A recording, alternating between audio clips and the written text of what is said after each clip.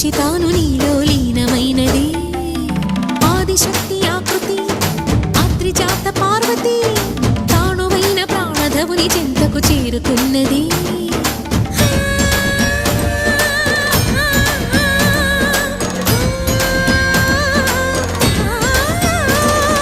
భవుని భువికి తరలించేలా ధరణి దివిని తలపించేలా రసతరంగిణి లీల ఎదిని నృత్యరతులు చేయగలిగే వేళ